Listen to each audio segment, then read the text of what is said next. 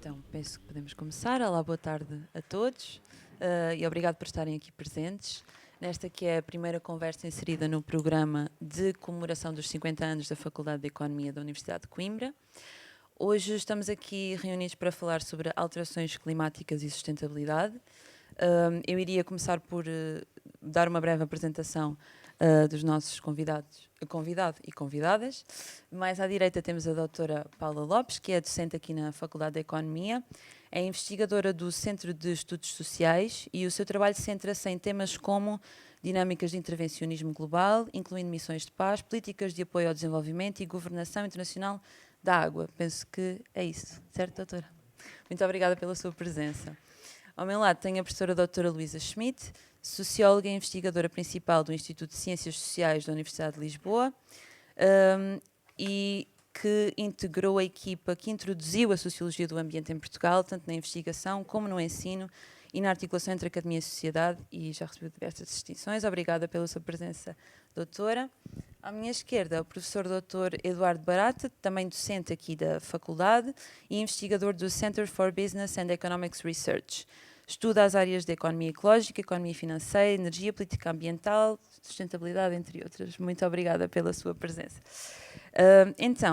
Para começarmos esta conversa, eu defini aqui alguns temas e penso que é relevante começar pelas políticas. Começaria talvez pela doutora Luísa Schmidt. Na sua opinião, as políticas que têm vindo a ser implementadas na União Europeia estão em linha com as metas definidas no Acordo de Paris? Muito boa tarde, é um gosto estar aqui. Queria agradecer o convite e saudar todos portanto, é um prazer estar a participar neste debate. Nós sabemos que a União Europeia tem, enfim, distingue-se por ser aquela parte, aquela região do mundo que tenta seguir mais as políticas de resposta às alterações climáticas e, portanto, ao Acordo de Paris, não é? É evidente que, quando nós olhamos para aquilo que foi aprovado em 2019 e que depois começou em 2020, ainda nas vésperas da pandemia, que é o Pacto Ecológico Europeu, ou o Green Deal Europeu, nós verificamos ali uma série de medidas em várias áreas, não é? Com várias dimensões, as questões climáticas, as questões da transição energética, a questão também dos emissores de carbono, portanto, da parte da florestação, que era preciso investir na União Europeia também, em todos os países, a parte importantíssima da biodiversidade, aumentar as áreas protegidas, fazer uma agricultura menos predatória, entre aspas, não é? E mais ligada à proximidade, portanto, do prado ao prato, preservando e conseguindo manter a biodiversidade. Portanto, tudo isso foram políticas que a União Europeia quis seguir, quis lançar e também atingir a neutralidade carbónica, não é? Em 2050, isso estava tudo no programa. Entretanto, e reduzir, evidentemente, os gases com efeito de estufa. Aliás, a neutralidade carbónica era para ser atingida em 2040. O que é que aconteceu? Aconteceu que há a pandemia, mas há, sobretudo, aquilo que veio com a pandemia até reduziram as emissões, houve uma série de medidas que começaram a ser implementadas, mas, entretanto, há a guerra na Ucrânia. E com a guerra na Ucrânia houve uma regressão a vários níveis. Apesar de continuar a aparecer, a serem sublinhadas as práticas e a transição no sentido da eficiência energética, da redução das emissões, tudo isso. Mas, evidentemente, que a dependência do gás natural e tudo aquilo que a guerra da Ucrânia nos está a trazer neste momento, não é? Inflação, a subida, a dificuldade em aceder, por exemplo, aos cereais, portanto, tudo o que se liga à alimentação e à energia, trouxe aqui alguns recuos que se notaram, por exemplo, nesta última COP. Não é? Esse era exatamente um dos temas que eu também gostaria de questionar. Doutora Paula Lopes, se calhar até passava agora. Em relação à COP27, na sua opinião, houve algum tipo de avanço? Houve algum sinal de esperança, de mudança? Calculo que não, mas pronto. De mudança, sinais positivos? O que pensa acerca disso? Quero começar por dizer boa tarde a todos e a todas, agradecer o convite e à colega Luísa por estar aqui connosco. Eu obviamente, partilho de algum do tom que a Luísa já deu aqui a esta conversa. E obviamente que a última COP tem sido apresentada como tendo tido um grande avanço, nomeadamente em termos da criação do Fundo de Apoio para os países em desenvolvimento. E, portanto, estes fundos são criados e normalmente o que se faz é cada um diz quanto é que está disponível para colocar no fundo, não é? Mas o dinheiro não está lá ainda e as coisas ainda não estão a acontecer. Mas que isso foi dado como um sinal de esperança, não é? Que havia pela primeira vez, pelo menos, um reconhecimento de que estes países que iriam sofrer mais com as alterações climáticas tinham direito a ter um apoio especial e, portanto, nesse sentido, enfim, é o que tem sido publicitado. Eu acho, no entanto, que quer nas COPs, quer no que a Luísa estava a acabar de falar com a situação na União Europeia, eu sou muito sincera, nós temos imensas políticas, imensos programas, imensas metas, muita discussão e que eu acho sempre que é extremamente importante, como esta conversa que estamos aqui a ter. Mas o caso do escalar da guerra na Ucrânia, para mim, foi um momento que me mostrou de forma bem clara que estas coisas não estão interiorizadas. Vai-se a reuniões, faz-se nas reuniões, há algumas pessoas que estão dedicadas, empenhadas, que vão tentando movimentar, mas o facto de, perante uma situação destas, em termos de combustíveis fósseis, não é? Em que eu, de forma bastante ingênua, pensei, aqui temos um grande momento em que há um impulso externo que nos vai fazer avançar porque temos. Não é porque queremos, temos de fazê-lo. E a nossa grande proposta é um gasoduto a partir de Portugal que agora vai até a Alemanha. Quer dizer, eu tenho aqui muitas dificuldades em...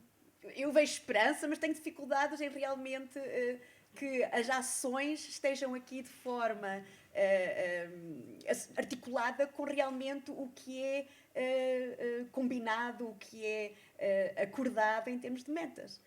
Portanto, é um bocadinho... E é só, antes de passar ao Dr. Eduardo, colocar aqui um parênteses, que é, na COP havia mais, em número, havia mais lobistas do que o número de pessoas que faziam as comitivas de cada país. Isso não será também um sinal de que as energias fósseis e o lobby ligado aos combustíveis fósseis continua a predominar ao invés da concretização de...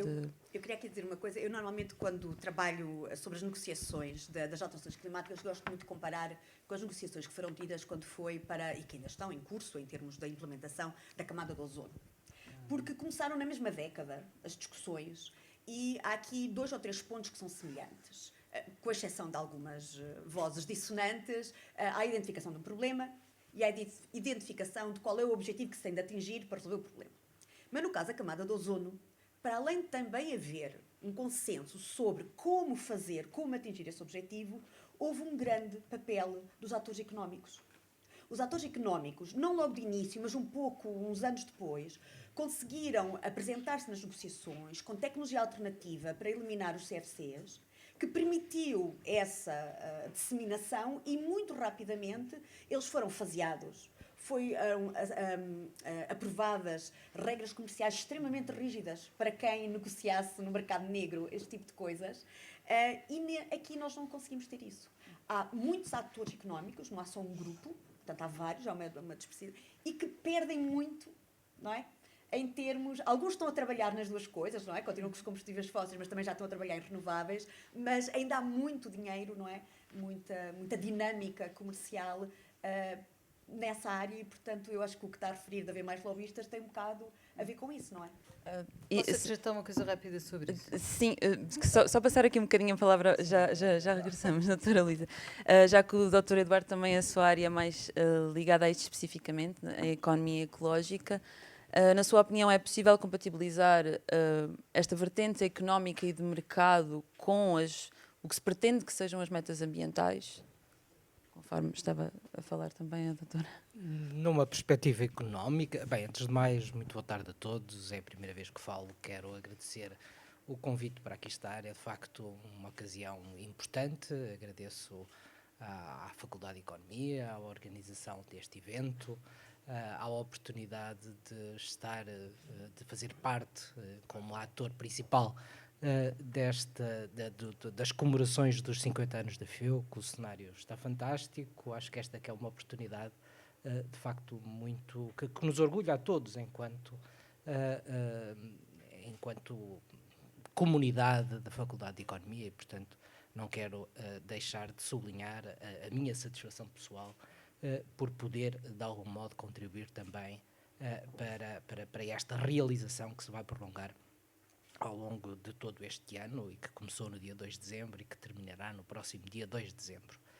Cumprimento também naturalmente as minhas colegas de painel e a Sofia pela organização e pela oportunidade de debatermos estes temas.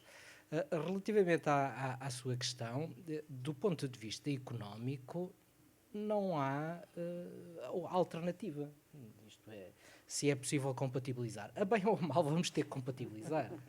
E, portanto, porventura, o que ainda não conseguimos foi perceber a maneira mais adequada de estabelecer ou de conseguir percebermos aquilo que são os custos e os benefícios daquilo que são as nossas escolhas de uma forma não apenas, porque essa tem estado mais ou menos omnipresente naquilo que têm sido os discursos,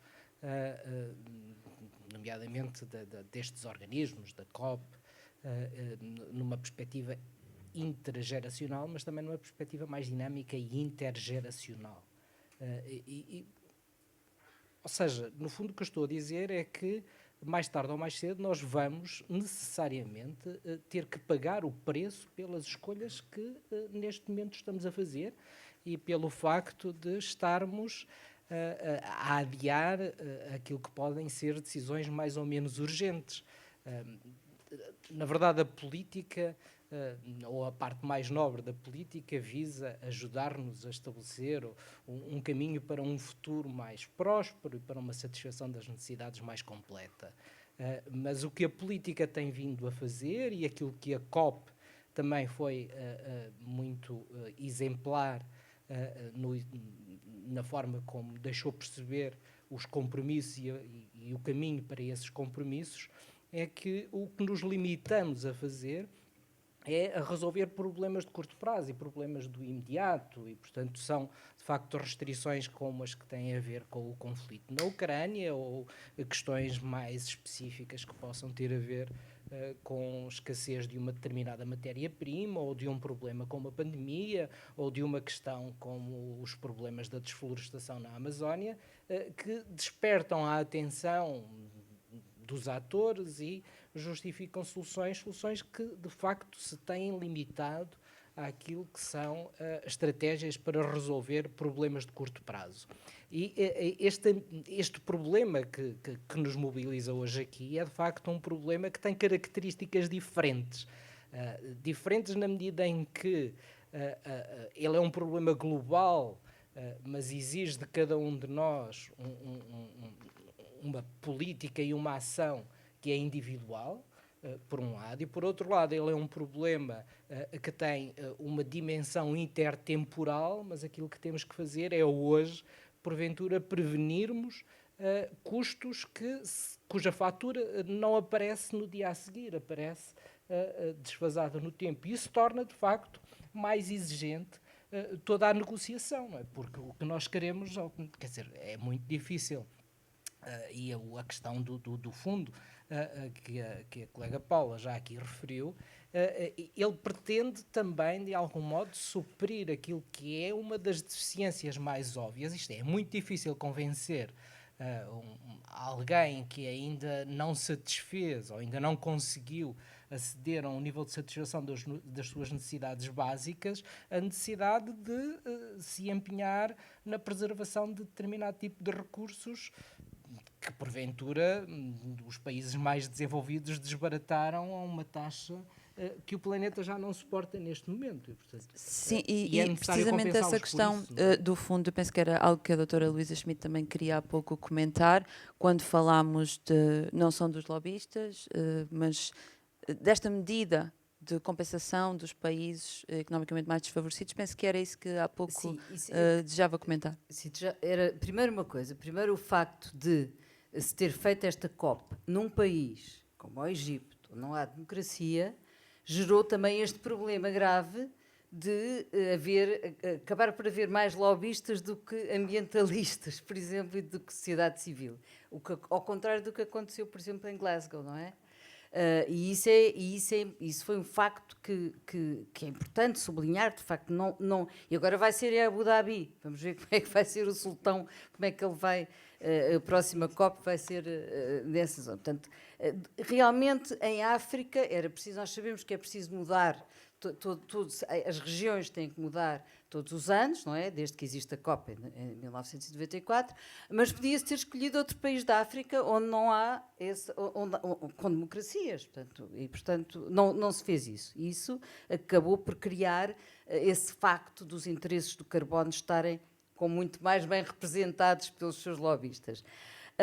Agora, o único avanço significativo que houve, e aí creio que todos temos que concordar, tem a ver com a criação do Fundo de Perdas e Danos, que é justamente compensar todos os países que têm tido graves problemas com os eventos extremos, a começar este ano, por exemplo, pelo Paquistão, não é? Que foi quem se bateu mais por esse fundo, e não só, sabemos de Moçambique, das ilhas que estão a ser afundadas, tudo isso, portanto, o Fundo de Perdas e Danos, esse foi criado. O resto falhou praticamente tudo. O outro fundo que estavam a falar, portanto, no fundo tem a ver com o fundo de apoio à adaptação, não é? A questão que já vem desde 2009, desde a COP 2009 em Copenhaga, que se decidiu que os países mais ricos, não é? Os países que têm sido os grandes emissores, que têm que transferir para os países mais pobres e mais vulneráveis, que sofrem as consequências das alterações climáticas, mas não são eles que as provocam, não é? Portanto, no fundo, eles sofrem as consequências sem serem os grandes causadores sem serem causadores das emissões, não é? Porque são a esse nível eles não têm responsabilidade que têm os países do Norte, aquilo que o Papa Francisco chama a dívida Norte-Sul, não é? E que o Nicholas Stern, por exemplo, um economista, tem falado muito nisso também, não é?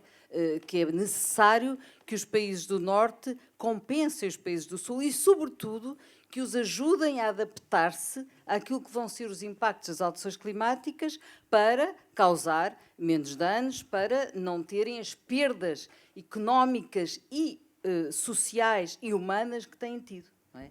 E esse fundo é que tem vindo a ser adiado.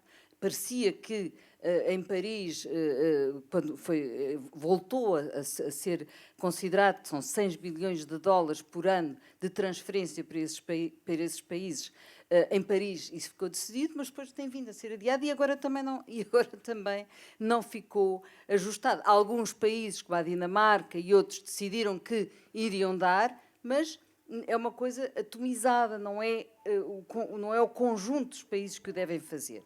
E depois outra coisa também foi a mitigação. De facto, a mitigação, nós não vamos cumprir Paris, porque o grau e meio a 2, se continuar tudo como está até agora, agravado até pela situação de guerra, há pouco não falei, mas, por exemplo, a reativação do carvão num país como a Alemanha, não é? Onde não só a queima, mas a própria produção, a própria extração das minas está neste momento a decorrer, isso vai agravar a situação e, portanto, se tudo continuar assim e até piorar, nós não vamos conseguir cumprir aquilo que ficou acordado do grau, até 2 graus do Acordo de Paris. E, portanto, aqui queria deixar essa nota, sendo certo que, no caso de só deixar este, também concordará com certeza comigo, a questão do ozono teve um aspecto muito importante que foi a tecnologia, não é? Descobriu-se uma tecnologia que substituiu os CFCs. E isso foi extremamente... A tecnologia aqui é um ator fundamental, tal como a ciência e a tecnologia são atores fundamentais nisto tudo. Doutora, eu queria pegar nessa questão da compensação dos países, porque há aqui um problema que que tem vindo, no qual tem vindo a assentar todas estas temáticas, que é as políticas europeias são, sobretudo, assentes na produção interna, e era há pouco até algo que comentava com a doutora Paula. Elas são focadas na produção e na emissão de gases a nível interno, mas até que ponto é realista continuarmos com esse tipo de política quando nós, na União Europeia, consumimos bens e importamos bens que estão a ser produzidos em países que não respeitam essas mesmas diretrizes e, portanto, estamos a criar emissões noutros locais do planeta. Doutora, quer comentar este assunto? Tudo bem, sim. Claro. Obviamente que esta é uma discussão que tem a ver com o carbono e tem a ver com muitas outras políticas ambientais, que a maior parte, não é, da incidência tem a ver com as práticas dentro da nossa casa, dentro do nosso país, do nosso território. Mas no caso da União Europeia e da emissão de carbono, a União Europeia acordou recentemente o imposto de carbono de bens na fronteira externa da UE, é algo novo, exatamente para tentar ter em conta esse aspecto. E, portanto, em que, de alguma forma, se calcula a pegada de carbono desses produtos que estão a ser importados e se coloca o imposto, para ser um incentivo a quem está a exportar de alterar a sua tecnologia nesse sentido. Essa é uma discussão, por exemplo, eu que trabalho na questão da água, a pegada hídrica e a água virtual, que é algo que nós não trabalhamos, quando muitas vezes nós, por exemplo, nesta altura, exceto com as estufas, podemos não ter alface em Portugal, está frio, etc., mas estamos a importá-la, por exemplo, de Marrocos. Marrocos é um país em stress hídrico, não faz sentido nenhum. Não faz sentido nenhum em termos de água, não é? Não estamos a utilizar nossa, mas estamos a importar de um país que tem problemas de seca crónica. E, portanto, a questão do carbono é um pouco isso, e eu acho que aqui deu um sinal bastante interessante. Vamos ver agora como é que se implementa e concretiza, até onde é que vai, como é óbvio, não é? Porque isto é bastante recente, mas é um primeiro passo nessa ideia de taxar, não é? Os bens que entrem no espaço europeu e que realmente tenham na sua produção uma emissão de carbono acima do que a própria UE está a tentar implementar cá dentro. Mas faltarão ainda políticas ao nível do consumo, então, e não apenas tendo em vista a produção Neste interna. momento está só o que entra, não é? Mas é na fronteira externa da UE, portanto, não é país a país. Isso já é algo interessante, não é? Não deixou os Estados-membros. O resto não é? Portanto, isto é o primeiro passo e que eu saiba, acho que nenhum outro país tomou uma iniciativa destas. Não tenho bem a certeza, mas acho que não. Doutor Eduardo, quer comentar também Sim, este tema? esta questão, e até um bocadinho na sequência do que disse a professora Luísa há pouco, a ciência existe, ou seja, é relativamente fácil, e eu diria relativamente sólido do ponto de vista metodológico calcular estas emissões, ou seja, quer as emissões feitas de forma direta, quer as emissões feitas de forma indireta ao longo de todo o processo de produção, independentemente do local onde elas possam ser feitas, isto é, em função da tecnologia que é usada nos processos de produção, ela pode ser calculada com rigor e, portanto, sem grande dificuldade do ponto de vista da obtenção da informação, que é, de facto, o primeiro passo do ponto de vista científico para enfrentarmos, para primeiro caracterizarmos e depois enfrentarmos e propormos soluções para o problema. E, portanto, eu acho que, e um bocadinho até na linha do que a professora Paula estava a dizer relativamente à correção de uma externalidade, utilizando neste caso a fiscalidade, à entrada da União, o que está aqui em causa é, sobretudo, num primeiro momento, e como eu estava a procurar transmitir, identificada a fonte, a origem das emissões, tratando-se de um problema global, ele requer uma abordagem também ela multilateral e, portanto, feita a um nível também agregado. A estratégia que deve ser seguida, mais do que a imposição de uma tarifa à entrada da União, porque me parece que pode desencadear problemas que nós conhecemos, de lutas comerciais e de outro tipo de conflitos, passa sobretudo por perceber onde é que estas emissões podem, no curto prazo, ser evitadas. E, portanto, desencadear os mecanismos que permitam evitar estas emissões. E aqui passa, e como estava a dizer muito bem, não apenas pela produção, mas sobretudo pela alteração dos hábitos, ou se quiser, das necessidades associadas ao próprio consumo dos produtos. Uma vez identificadas as oportunidades para evitar e concluído que não é possível evitá-las todas, elas devem ser reduzidas, porventura, tanto quanto for possível, com transferência de tecnologias, e aqui também a União Europeia tem um papel importante, porque poderá, de facto, de uma forma, se quiserem, um bocadinho caricatural, evitar que outros cometam os mesmos erros que nós no passado já cometemos antes de termos tido acesso a este tipo de tecnologias. Por último, e não menos importante, e eu penso que esse também foi um dos temas que foi, de algum modo, tentativamente, eu digo tentativamente porque soube a pouco aquilo que foram os resultados obtidos, percebido ou chegados à conclusão de que já não é possível contribuir para maiores reduções, há que de facto trabalhar para a neutralização por um lado e para a compensação por outro, e portanto a questão dos sumidouros e a questão das tecnologias associadas à própria gestão do processo em si são de facto críticas, e há aqui mais uma vez, a exemplo do que aconteceu com o protocolo de Montreal e com a questão do combate ao buraco do ozono, eu julgo que há aqui muitas oportunidades para, mais uma vez, se calhar o termo pode não ser muito correto, mas eu acho que é explícito daquilo que eu pretendo dizer, para forçar um bocadinho esta evolução que aconteceu de uma forma mais natural na questão do combate ao buraco do ozono e que terá necessariamente que acontecer também no que diz respeito aos gases com efeito de estufa, e portanto esta evolução terá que ser acelerada de uma maneira ou de outra, porque as consequências e as faturas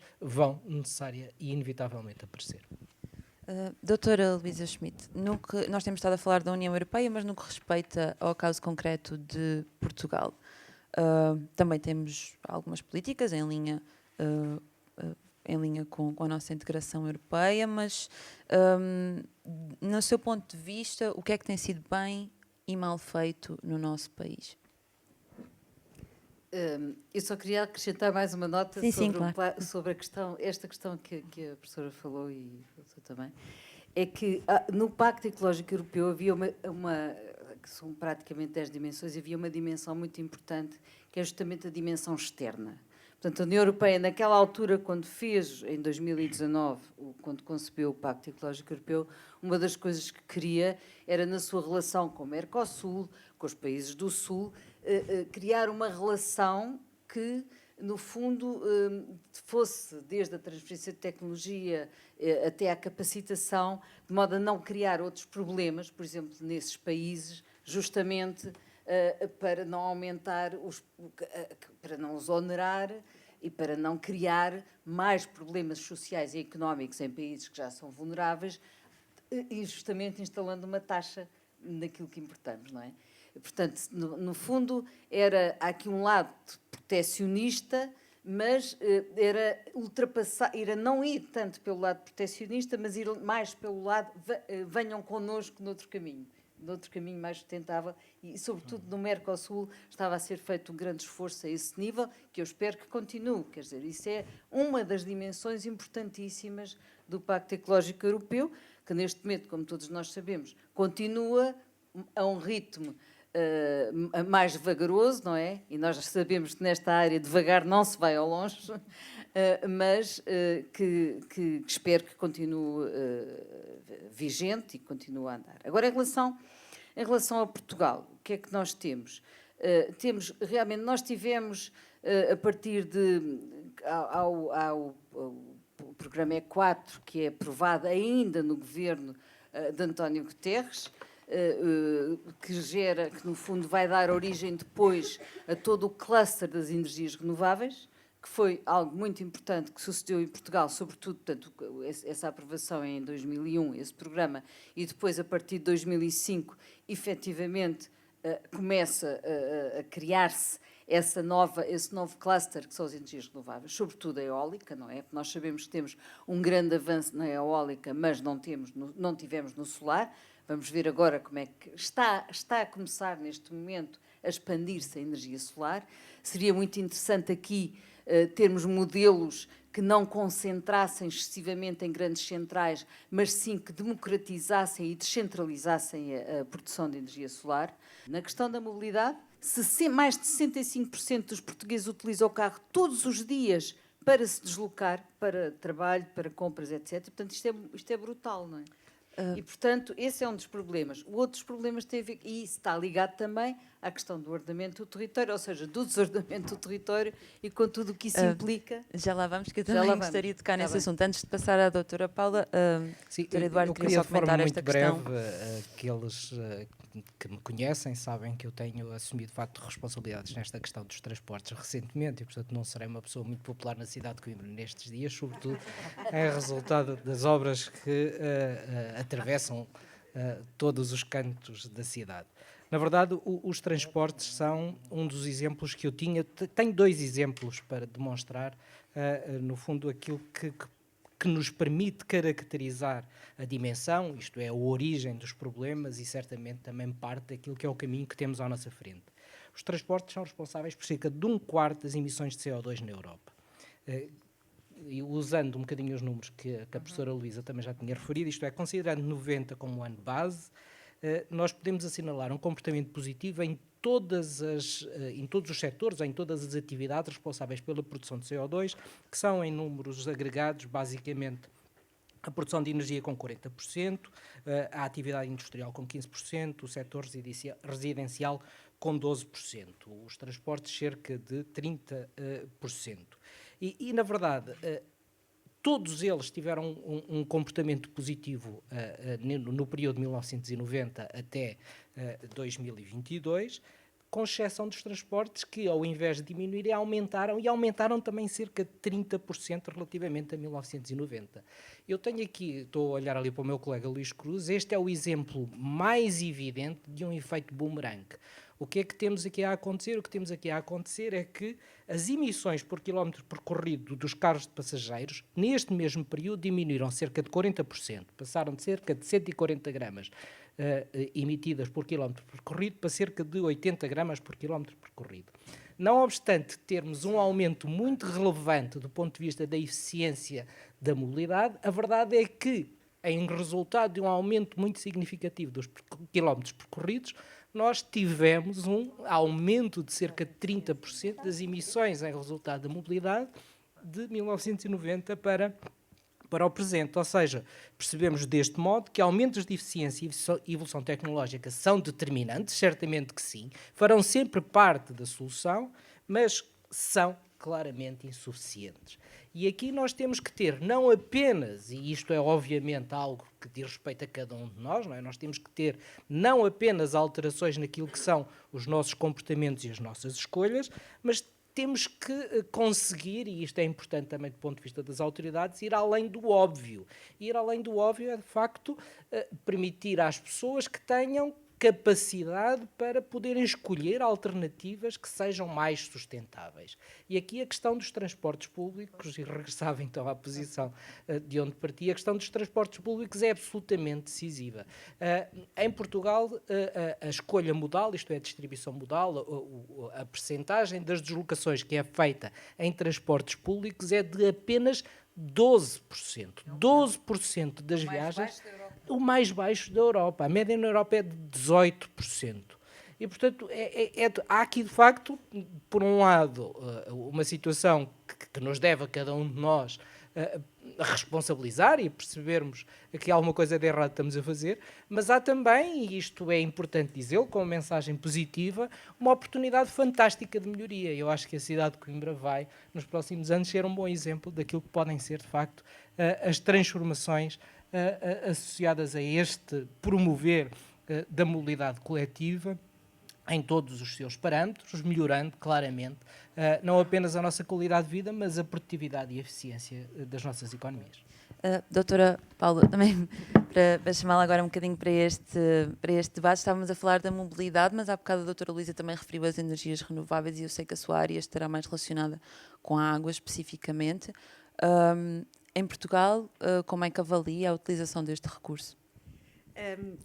Antes ainda de me referir a isto, eu queria apenas salientar que quero que os meus colegas, a professora Luísa ou o professor Eduardo, referiram, é bastante, reflete de uma forma bastante clara que as nossas decisões realmente são de muito curto prazo, não é? Não tomamos decisões estruturais. aquelas que o professor Eduardo estava a falar de longo prazo, não é? Que nós precisamos desse impacto, nós continuamos aqui, e passo a expressão, a apagar fogos, a tapar buracos. E, portanto, esta questão é extremamente importante. A ciência temo-la, a tecnologia temo-la, não é? A vontade política, porque não é só individual.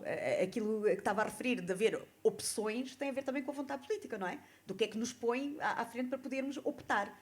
É realmente extremamente importante. E entre essas opções e dos problemas que a professora Luísa já referiu, eu também identificaria a questão da eficiência energética das habitações. É inacreditável, não é? Que realmente o nosso país, ainda agora com esta vaga de frio, não é? Somos os que passamos mais frio e, no entanto, temos o clima que temos.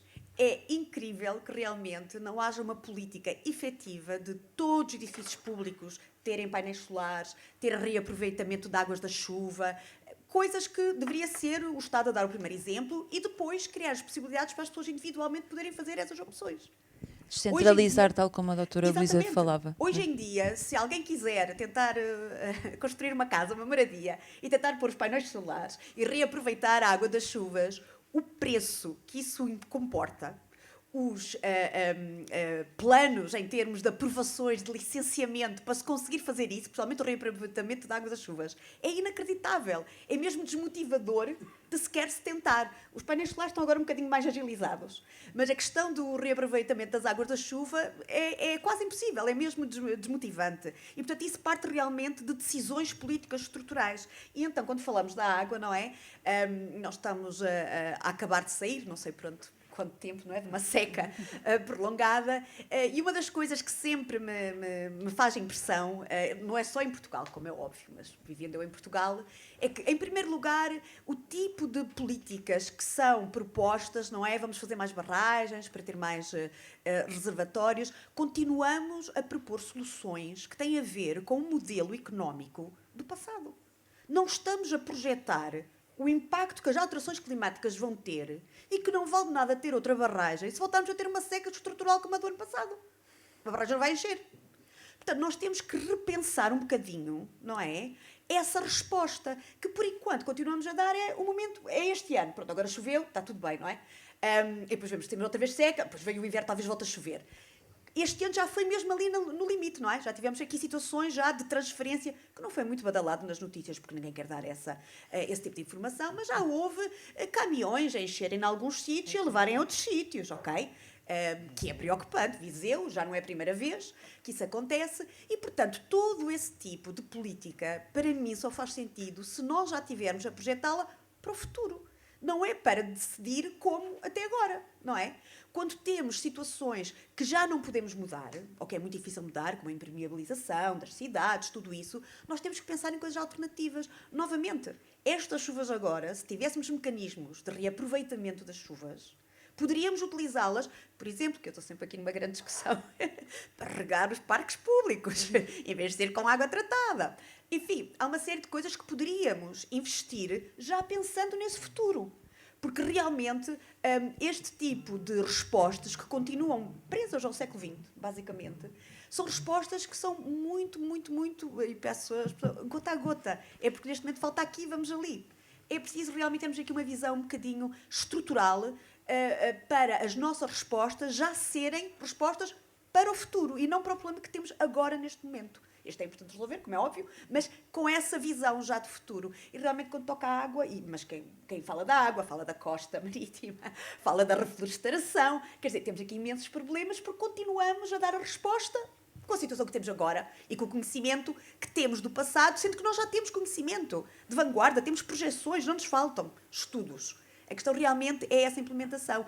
Temos algum tipo de intervenção, as partes que com a subida da água dos mares, do nível médio da água dos mares, nós vamos ter situações bastante complicadas.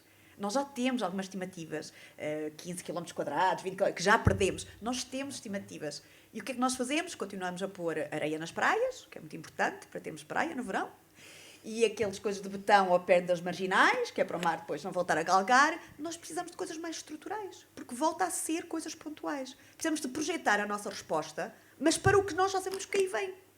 porque caso contrário nós vamos continuar a cair neste tipo de problemas. E então, pronto, no que diz a respeito à água, é óbvio e evidente, mais a mais, porque nós continuamos, mas isto é a responsabilidade nossa e também espanhola, a tratar os rios ibéricos como sendo uma parte espanhola e uma parte portuguesa e não uma coisa comum. E, portanto, quando temos discussões de caudais, bem, mas eles também estavam com seca, quer dizer, isto é algo que nós temos de olhar de forma estrutural. Eu acho que a vontade política que o professor Eduardo estava a falar é realmente importante, não só a nível internacional, mas a nível nacional, e a possibilidade de termos opção. Porque é muito fácil dizer, o consumidor final é que opta, não é? Que isso é a maior força do mercado. Mas se não é viável essa opção... Eu tenho um filho na escola e que me diz sempre que quer ir de autocarro. Mas ele, para ir de autocarro, de onde nós vivemos para a escola dele, ele tem de apanhar 3 autocarros diferentes e levantar-se às 6 da manhã. E é tudo dentro de Coimbra. Vivemos dentro de Coimbra e a escola é dentro de Coimbra. Não há opção, ok? Porque, obviamente, é muito complicado. E, portanto, exatamente, ele está mortinho, como é sim, eu ia até só interromper o Dr. Eduardo, queria aqui fazer um pequeno comentário. Peço só que seja breve para passarmos à doutora Luísa. Absolutamente cirúrgico. Eu tenho sempre preocupação de transmitir às pessoas que, de facto, é possível. 15 de fevereiro de 2015. A data pode não dizer nada a muita gente. Eu diria que no episódio que eu vou contar, e isto passa um bocadinho por esta ideia de que se nós tivermos alternativas, nós conseguimos. 15 de fevereiro de 2015 foi o dia em que passámos a pagar pelos sacos de plástico nas grandes superfícies. O impacto desta medida é absolutamente brutal. Nós passámos de um consumo per capita de 380 sacos por pessoa, para hoje temos um consumo de 15, 16 sacos de plástico por pessoa. Só isto, ou seja, e esta é de facto a medida mais estrutural de todas, porque é o nosso comportamento. E, portanto, quando nós aprendermos de facto a utilizar de forma mais regrada, isto é, mais uma vez, a questão dos custos e dos benefícios, a questão da economia, a questão das escolhas, nós percebemos aquilo que são as consequências das nossas escolhas, verdadeiramente essa é a medida que é estrutural e que é sustentável. Doutora Luísa, passo para si. Não sei se quer comentar primeiro o que disse a doutora Paula relativamente à água e aos recursos naturais. Não, em relação à água, o que eu acho muito curioso é que nós temos nós em Portugal temos ainda por cima a tradição no Sul, sobretudo no Sul, da cisterna, não é? Sim, sim. E é algo que está a voltar e é muito curioso. Uma das coisas que sinceramente me dá esperança em Portugal é ver como, em projetos onde estou envolvida, é ver como muitas autarquias já estão a fazer diferente. E as autarquias aqui são poderes de proximidade, são poderes mais próximos das pessoas, são poderes que têm alguma capacidade, não têm muita, não é? Porque têm limitações de vária ordem, mas onde a mudança se tem verificado tem sido, efetivamente, nas autarquias, à escala local. E, por exemplo, neste momento estou envolvida num projeto em Lisboa para o reaproveitamento da água da chuva. Vamos ver, estamos já a avançar com a forma como o fazer em determinado tipo de edifícios. É claro que é difícil. E outra coisa ainda, que não falou a professora Paula, mas que, claro que é altamente sensível, que é a reutilização da água tratada. Nós somos o país da Europa que menos reutiliza água tratada. É 1,5%. Quando em 2 campos de golfe, quando há aqui um potencial enorme de reutilização da água que sai das estações de tratamento de águas residuais. Em Lisboa já se faz cerveja, não é? Aquela cerveja vira, já bebi essa cerveja, mas agora também há nesse projeto onde estamos, uma das coisas importantes é a reutilização dessa água para a lavagem das ruas, para a rega dos jardins, tudo isso, porque nós continuamos a limpar as ruas com a água da EPAL, água tratada, água que se bebe, que é um escândalo absoluto, não é? Portanto, o tempo que as coisas demoram é como ao metro de Coimbra. Eu ouço falar do metro em Coimbra desde o século passado, não é? Portanto, é o tempo, portanto, o arrasto, portanto, Agora, voltando a... Agora, doutora, eu queria voltar, há pouco mencionou a dispersão territorial e em como isso é um sim, problema sim, no sim, caso sim, específico sim, de Portugal e eu não sim. queria deixar passar isso, porque sei que a doutora tem opiniões Sim, se bem fortes nós sobre isso. olharmos para aquilo que é, já falámos aqui de 2 problemas muito graves em termos de a nossa adaptação e a mitigação em termos de alterações climáticas, um é a questão da mobilidade, o outro, tem toda a razão a doutora Paula, a professora Paula, é a questão dos edifícios. Nós temos um parque edificado altamente ineficiente e que, portanto, exige e faz parte do nosso tem uma parcela grande de emissões, não é? Porque temos também que gastar muita eletricidade para aquecer. Somos um dos países, também foi já dito aqui, somos o terceiro país onde há maior pobreza energética na Europa. Isso significa que nós, com este clima, como é que é possível, com este clima ameno, ameno comparativamente, obviamente, aos outros países da Europa do Norte, por exemplo, sermos o terceiro país com maiores níveis de pobreza energética, sobretudo com um impacto em termos de morbilidade fortíssimo e de doenças ligadas à questão respiratória. Portanto, mobilidade, parque habitacional e o desordenamento de território está ligado, aliás, a estas duas coisas, porque foi algo que nós, portanto, o planeamento, como diria o Essa, fica-nos curto nas mangas, não é? E, portanto, se nós olharmos, o povoamento, por exemplo, só 5 exemplos, o povoamento disperso deste país, não é? Nós temos um padrão de povoamento pulverizado, com casario disseminado, em áreas até, como sabemos, suscetíveis a incêndios, não é? Portanto, e as cheias e a tudo. Depois, a questão das encostas instáveis. Sabe-se que é um dos problemas mais graves em termos de impactos das alterações climáticas, é a suscetibilidade a derrocadas, e nós temos graves problemas aí.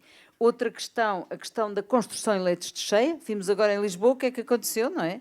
Umas chuvas mais fortes que vão suceder-se e o que é que aconteceu ali. Portanto, e nunca se fazem as contas. Porque estou a olhar ali para o economista, porque não se faz as contas de custo-benefício nestas áreas, não é? E, portanto, são milhões gastos por causa daquelas formas de construção e de impermeabilização do solo.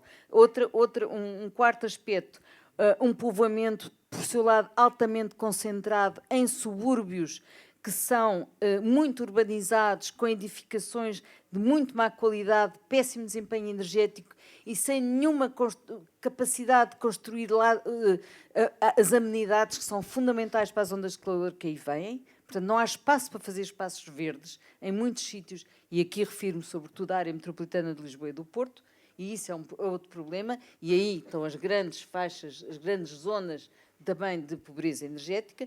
E depois, como já foi aqui falado, o povoamento em zonas costeiras, não é? Nós somos um país inclinado para o mar. 80% da população vive a menos de 50 km do mar. E não é só aquilo que já perdemos, portanto, os tais 15 km que já perdemos da área costeira, e é a quantidade de construções que se fez aí, portanto, densificou-se o litoral e, mais grave ainda, continua a construir-se. Isso é que é, quer dizer, enquanto no norte, aqui até algumas zonas aqui têm que ser recuadas, aqui mais lá para cima, não é? Da zona de Aveiro, que é uma das zonas, a zona Barra Mira é das zonas mais complexas que existe até à escala europeia, quando pensamos na subida do nível do mar, associada a tempestades que podem ser em terra em terra, Ria de Aveiro, e no mar simultaneamente, esperemos que não aconteça, mas há zonas onde até é preciso, já se sabe que é preciso recuar, e ao mesmo tempo no Algarve e no Sul e no Alentejo vamos deixar construir em dunas e em zonas altamente vulneráveis. E isto implica uma figura que nós deveríamos ter no nosso país, que é o litoral e outras zonas, mas sobretudo o litoral a zona costeira devia ser uma zona de emergência climática, por causa dos tais chamados direitos adquiridos, que não são agora aqui chamados neste momento, mas que levam a este absurdo de todas as ciências avançam, sabe-se que o mar vai subir, sabe-se que vai haver tempestades, mas há uma ciência que não avança, que é o direito. E continuamos, à custa dos direitos adquiridos, a deixar construir em zonas que já se sabe que vão ser inundadas e depois cá estamos nós para pagar a fatura. De facto, tínhamos aqui vários problemas para apontar. Doutor Eduardo, não sei se quer comentar esta questão do ordenamento do território que a doutora Luísa falava. Infelizmente, o nosso tempo está a chegar ao fim, mas a sua opinião? Sim, posso acrescentar só 2 ou 3 ideias. Uma vez que estamos a chegar ao fim, se calhar vou tentar assumir uma posição, se calhar um bocadinho mais de síntese. Eu diria que nós, na gestão, sobretudo acho que esta questão do ordenamento do território é também paradigmática. Eu acho que nós somos um bocadinho hipócritas, ou pelo menos fazemos que somos. No sentido em que argumentamos que o planeta precisa de ser salvo. Não, reparem que o planeta já existia antes de nós cá chegarmos e vai continuar a existir depois de nós desaparecermos. E, portanto, na verdade, quem precisa de perceber que tem que mudar de vida se quiser, na verdade, continuar cá, somos nós.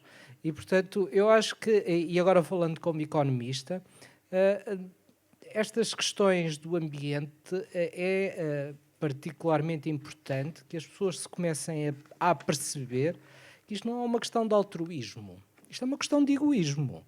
É no nosso próprio interesse que nós devemos perceber que aquilo que de errado as fizermos, e estas questões são, de facto, bons exemplos de erros que cometemos no presente, nós vamos certamente pagar tudo isto e vamos pagá-lo a muito breve prazo. E, portanto, era um bocadinho esta ideia que eu queria deixar, de que é no nosso próprio interesse, é no interesse das gerações atuais. Não é? O conceito de desenvolvimento sustentável, com o relatório Brundtland, em 1987, deixou-nos um bocadinho esta ideia de que nós deveríamos preservar o meio ambiente para as gerações futuras. O apelo que eu queria fazer é que as gerações futuras somos nós. Não é? Nós somos não apenas aqueles que têm que ter o comportamento para não hipotecar o meio ambiente, mas somos nós também aqueles que vamos sofrer as consequências de não atuarmos de acordo com estas regras que a natureza nos impõe. Muito obrigada, doutora Paula. Quer acrescentar algumas notas finais, visto que o nosso tempo está a terminar? Queria referir aqui só uma coisa que a professora Luísa referiu sobre o avanço do direito, não é? A verdade é que esse avanço do direito existe. Nós, quando fazemos uma barragem e temos que deslocalizar uma aldeia, o direito funciona e tiramos ali a aldeia e fazemos noutro sítio. E, portanto, esse tipo de soluções já existe. É só para as barragens, não é? Quando vamos para o litoral já é um direito diferente. Era só para dizer que realmente nem sequer é preciso inovar, não é? Já temos essas figuras. E relativamente ao que o professor Eduardo também está a acabar de dizer, realmente uma das coisas que me incomoda muito com estas negociações, porque nós continuamos a discutir para o futuro, não é? 2050, 2100, mas o futuro já é hoje. Nós já estamos a sofrer com as alterações climáticas. Portanto, sempre que eu digo, vai ser em 2100, mas 2100, mas isso quer dizer, de que é que estamos a falar? É um bocadinho, pronto. Mas queria acabar com uma nota positiva, que eu sou sempre uma pessoa bastante otimista, e há pouco a Sofia falou na questão da esperança, e apesar de eu ser bastante crítica destas negociações e do que temos conseguido, a verdade é que há muitas coisas a acontecerem que podem não ser ao nível global de forma concertada, ou seja, não são todos os países que assinaram a Convenção Quadro que realmente estão a fazer tudo e a atingir as metas, mas nós temos um conjunto cada vez maior de cidades, estados dentro de países federais que estão a adotar as metas de Paris e que estão a implementá-las. Temos, a professora Luísa disse muito bem, aqui em Portugal, municípios que estão a aderir. É verdade que, como sempre se discute, isto é um problema global, precisamos de todos e de todas, mas eu acho que, se calhar, a nossa tendência, que é sempre o problema é global, temos que fazer de cima para baixo, que não tem estado a funcionar há décadas, se calhar começa a funcionar um bocadinho de baixo para cima. Uma das notícias do final do ano passado, não sei se acompanham, mas o Estado da Califórnia, dentro dos Estados Unidos da América, tem sido um líder em termos de aplicação de uma série de medidas até mais rígidas e com maior alcance do que as negociadas internacionalmente. E sendo que os Estados Unidos da América, não é, assinaram e depois saíram com o Trump e agora voltaram e, portanto, ou seja, a Califórnia nunca esteve acertada com o seu governo federal, sempre foi na sua. E agora, a última que foi aprovado é que em 2035 serão proibidas as vendas de carros que não sejam 100% elétricos dentro da Califórnia. Eles já tinham restringido a Doutora emissão de Pires, só que CO2. concluísse, peço desculpa, estamos a Tá bem, ficar pronto. sem tempo. Mas é só para dizer que havia muita discussão por causa da indústria automóvel, não é?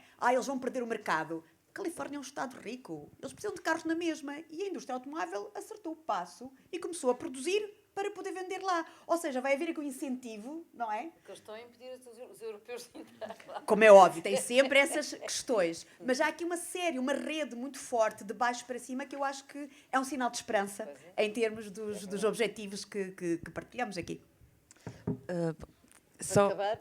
muito breve, Então, só muito breve. Eu julgo que a situação, em termos de alterações climáticas, nós temos que nos preparar e, portanto, a adaptação tornou-se uma palavra de ordem. É fundamental porque, para adaptarmos, preparar o país perante as crises atuais, e isso implica, sem dúvida, políticas preventivas e políticas transformativas. Portanto, as duas coisas são muito importantes.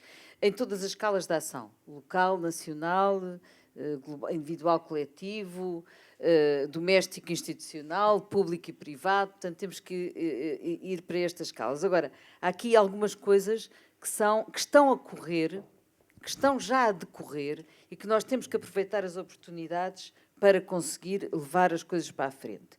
E essas oportunidades criadas têm a ver com os novos fundos para a transição energética, para a transição da mobilidade, para a transição florestal, muito importante, não é? A questão florestal continua a ser um bico de obra no país, para a questão hídrica também, não é? Portanto, temos aqui, e uma coisa muito importante, a questão da valorização da natureza e da biodiversidade, porque aqui não se tem falado desse assunto, como se fala das alterações climáticas, é uma questão absolutamente central e, sobretudo, esta ligação da natureza à saúde, são dois elos da mesma cadeia. E, portanto, uma economia que carboniza em excesso e que destrói os recursos que necessita, acaba a dar cabo de si própria. Portanto, acho que é importante deixar esta última mensagem e fazer outra vez o agradecimento e parabenizar a Faculdade de Economia e agradecer também ao seu diretor Álvaro Garrido este convite. Muito obrigada aos nossos oradores e a todos por estarem aqui presentes nesta sessão. Obrigada e boa tarde.